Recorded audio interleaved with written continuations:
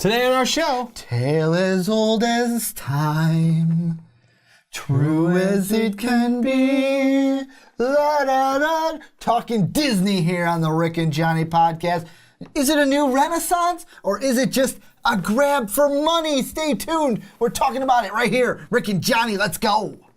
We're going to move on into our next topic, Johnny, and we are going back. We're completing the Disney Marvel sandwich, and we're going to now just Disney movies. And how this conversation is going to work is Beauty and the Beast is coming out this Friday, this St. Patty's Day. You and I are going to go see it and kind of review it. I mean, it's not going to be a spoiler review. It's going to be just a plain old review. Not necessarily. It might not be as long as the other ones that we have, but hey, we're going to do it anyways because I want to go see that movie. Same here. The conversation we're going to have here is we're asking the question of Disney live action, which in this case, we are starting from 2010, Alice in Wonderland. So the movies that we have so far, Alice in Wonderland 2, Maleficent, Cinderella 2015, The Jungle Book, Beauty and the Beast. Those are the ones that we have so far. Right now we have so far, and Beauty and the Beast is just there. So I'm saying that we have it right in front of us. The rest of them, we're going to talk about what's coming up. But the main topic, Johnny, are these Disney live action movies? Is this a modern renaissance like we saw to the classic Disney Renaissance era? Is this just a money grab phase by Disney? What do you think? Modern renaissance or money grab by the big Disney corporation? As of now, I feel like it's fairly new because we started off with Alice in Wonderland, and then Maleficent came out afterwards in 2014. So we had a 4-year gap, and we kind of snowballed into it. Mm-hmm. So right now it's a little hard to tell. They have potential to make it a new Disney Renaissance because I've actually checked out Maleficent. I haven't checked out Maleficent yet.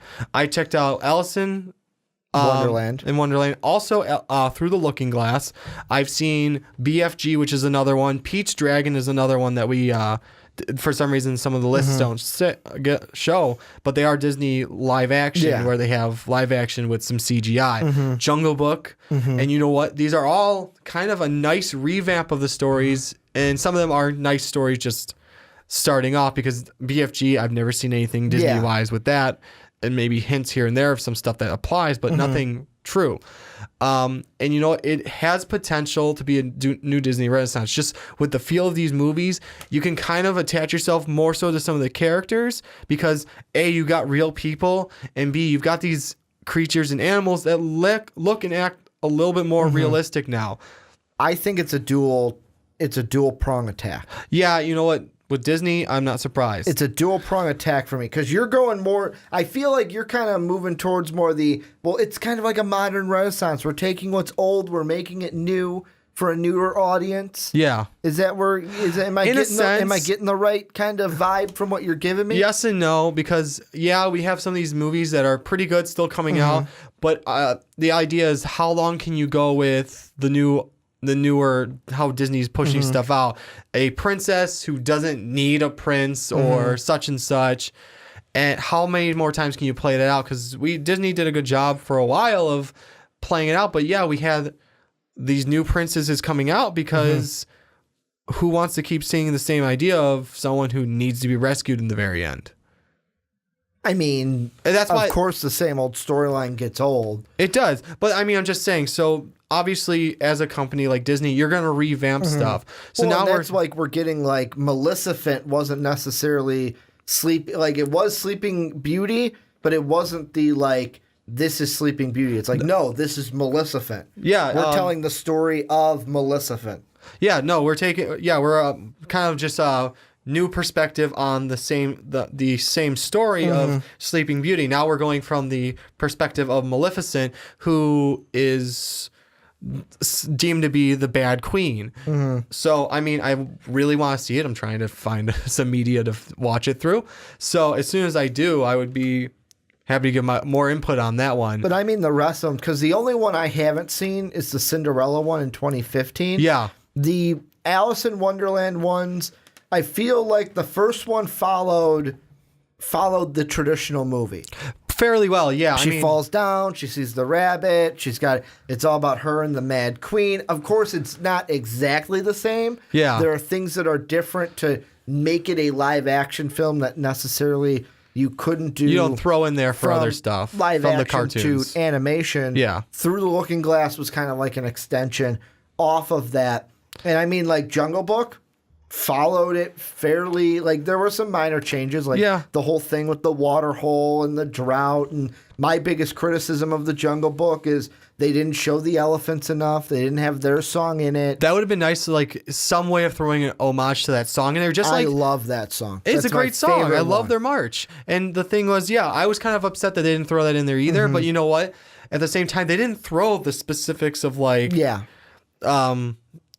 bare necessities. But they it was threw in in there. They threw a version of it in there But that it was wasn't in the there. exact thing. Exactly. And I agree with you. They should have had the march in there. Beauty and the Beast looks like the one to me that's going to be the most like carbon copy to what we're used to seeing from the Disney classic. And kind of they go off my answer now with it. Yeah. Modern Renaissance or money grab. Like I said, to me, it's a two-prong attack. They're trying to hit both sides of it with one go because it's a modern Renaissance because you're getting the new movie. You're getting this, okay, we're taking what we had in like the 50s and even older than that. Like there are some that are over 100 years old now. Yeah. We're taking this, we're going to bring it back, make it more modern, make it beautiful with all the CGI and cinematography tricks that we can do now. So that way we're getting it out there so younger kids want to go see it. We start another generation of just Disney kind of fans for them to see.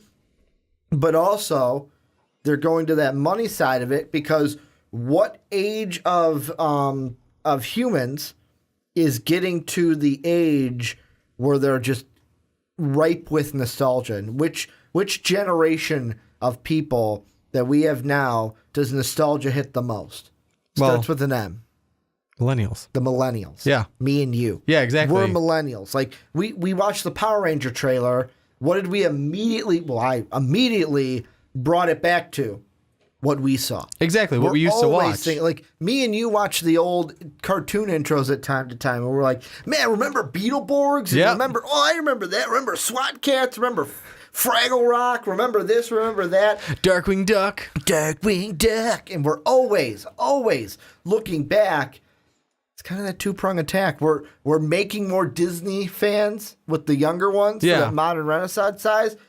But we're trying to get the money because who's going to take their kids, take the time, even like us, we don't have kids. We're going to see Beauty and the Beast. Exactly. They are getting my money because of my nostalgia and what I love about Disney growing up. And honestly, it's not even just our nostalgia; it's our parents' nostalgia, and then maybe even possibly our grandparents' nostalgia, just because of how long some of these movies have spanned throughout Disney. Like I said, some are over 100 years old. Snow White, one of the oldest Disney cartoons, and you know what? As we saw on the list, they're supposed to be remaking that one. Yeah, I mean, the list that they have, the list I'm looking at comes from 17.com, so this has some of them. Same one. But you've got Mulan planned to be coming out next year. I'm excited about that. June of 20... No, they had the 1998 poster. So basically 2018, which I find funny is the original Mulan came out June of 1998.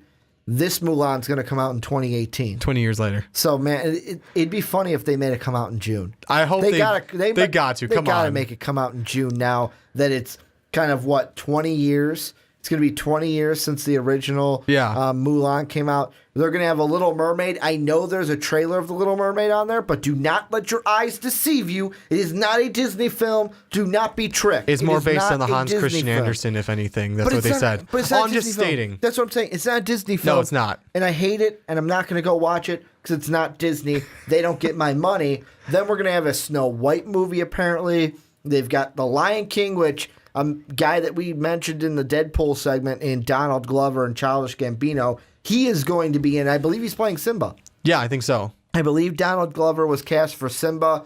That we're going to have a 101 Dalmatians movie, but Cruella de Vil. that's going to go more like the Maleficent side of it and go more towards Cruella de Vil than it will with the actual 101 Dalmatians. We're getting Aladdin, which I saw this week. They are casting for it and are going to start filming it shortly. This is the one I might go see 5 times. I might go see it like 5 or 10 times. I don't blame just you. to give them my money because I love Aladdin. Yes. I love Aladdin. I don't blame It is you. my favorite Disney film, my absolute favorite. And the one thing that I'm waiting for and this is this nostalgia in me coming out, I'm kind of curious to see who they are going to cast as the genie. Yeah, it's going to be a hard role to fill. It's going to be hard to fill the shoes of the great Robin Williams. Yes. The great Robin. Like, that was, to me, as a kid, obviously as a kid, his best role because it was so iconic and there are just, he did so many great things. It's kind of like... They actually kind of wrote it for him. What Robin Williams did for the genie is what Mark Hamill did for the Joker. Yeah. That's how I relate it to. Like, you do not think of the genie, you do not think of the Joker without thinking Robin Williams for the genie, Mark Hamill for the Joker. And then the last few, we've got Peter Pan with a Tinkerbell movie also. Dumbo, which I think will be interesting as kind of that live-action CGI film. And then lastly, the second one I can't wait for because this is my childhood, Winnie the Pooh. Yep.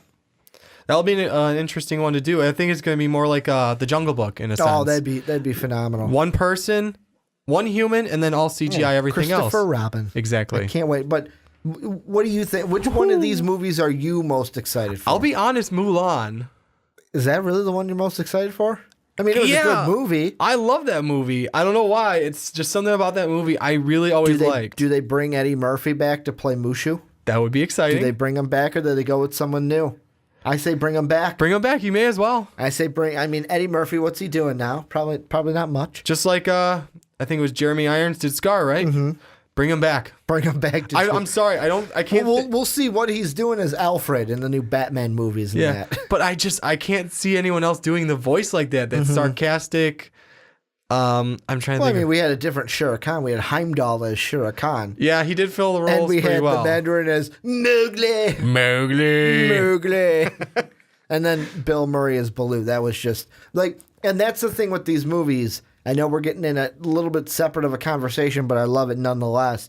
Of course, people like us, we hit the nostalgia button. Yeah. And we're like, oh, bring back Eddie Murphy. They're going to cast someone new. Oh, They're they gonna are. find the right person for the job. They will. They do a good job on doing that. It'll be I don't want to say upsetting, a little sad that they're not going to go with these original voices that we love to hear from the cartoons. Well, but the one thing we got to throw out there that I'm going to throw out there, and I don't mean to cut you off, is if you look at the main, like the top dollar guy or woman that has been in each of the movies, Alice in Wonderland, they went out and threw money at Johnny Depp to make him the Mad Hatter. For Maleficent, they went out and said, we're going to get someone to be Maleficent. Here, Angelina Jolie, take our money. You're going to be Maleficent. Cinderella, like I said, can't really talk about because that's the only one I have not yet. seen. Jungle Book, I would say this is the one that had a lot of people, like that Christopher Walken, had ScarJo, had the Mandarin, had Heimdall from the Marvel series. But I would say like Bill Murray was there. Bill Murray and Christopher Walken and ScarJo alone were just boom. They needed a lot of money. Yeah, in they order threw to a lot do of this role. They threw a lot of money at quite a few big name actors. Ben Kingsley as Mowgli, the Mandarin, and basically Beauty and the Beast. We've been talking about it the whole time, but Emma Watson. Watson. I mean, you even got Josh Gad as LeFou. Yes, and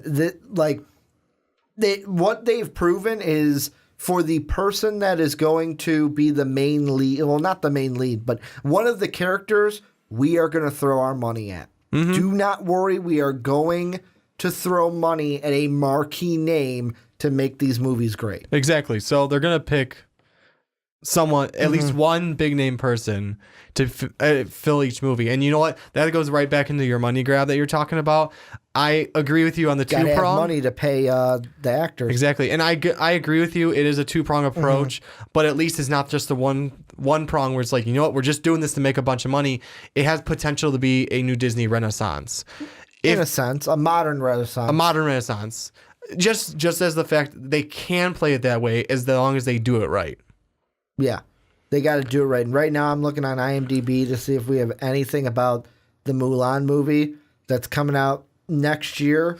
All we know is that we know who the writers are. IMDb has that. It's rumored that Nikki Caro is going to be the director. We have no cast. Well, No cast on hopefully they get on IMDb that yet. soon. No cast. But before we wrap up the whole podcast, before we wrap everything up, any last thoughts on this Disney modern renaissance money grab phase conversation? You know what? Like you said, I can agree with you on the two-prong attack. I'm just hoping they keep doing what they're doing because some of those movies, you can get the feelings kind of like when you first watched the animated version of it. And honestly, for like one example, Pete's Dragon, I like the new one better than the old one. You can get mad at me about that if you want, but I like this one. I don't remember it's seeing more the original relatable. one. I don't remember seeing the original one. And I didn't see the new one. I feel like it's way more relatable than the old one. But you know what? I agree with you. Two-pronged attack. Was that because we were kind of like, since we were 90s kids, it was kind of a little bit further away from us? I watched it, actually. I watched it as a kid. Okay. And I saw this new one. I'm like, this one's way better, Because I'll be in my honest, opinion. as a kid, I looked at it and went, no, this doesn't intrigue me. I'll just watch Aladdin again. We watched, in my house, we watched all the Disney movies. I even saw Song of the South, which you cannot find anywhere. You know what was For one of my favorites as a particular kid, reasons. as Yeah. like an older movie? Robin Hood. Yeah, that was a great one. That was one of my favorites. I loved Aladdin, the Aristocats, Hercules. I'm trying to think of the old ones that I watched. I remember I had a lot of, as a kid, the sing-along VHSs. We had like at least 10 of them. Where it's like you pop it in and it has the song and the little Mickey head kind of bounces on the words so that you could sing along. The owl with the intro every time. The owl with the intro. Like, now I want to go. Now I want to go and watch those and Let's sing do along it. some Disney films. But yeah, I do. Wow, we went on a little nostalgia kick there. And, let us know if you guys remember those sing along movies. And I'm sorry for the youngins. I kind of threw out a VHS. They're kind of like, "What's a VHS? What's that kind of contraption?" That's like a record? You mean like an 8-track? Oh God, I'm getting ahead of myself. But thank you guys for listening to the Rick and Johnny podcast this week. Make sure to check out our second podcast where we review Kong Skull Island. Almost said Skull Island Kong, but it's Kong Skull Island. You can follow us on Twitter. I'm at Ricky Widmer. Johnny is at War Machine 9085. And Most Valuable Podcast is at Most Valuable Pod. Also, you hit that like and subscribe button. Make sure to check out patreon.com/Most Valuable Podcast to help the channel out a little bit more. Want to thank you guys for either watching on YouTube or listening on Blog Talk Radio, iTunes, or Stitcher. And as always, have a good day, everybody. I don't know about this, Rick. Just do it, Morty. Thank you for watching Most Valuable Podcast video. If you want to watch more of them, just watch them right here. And thank you for watching.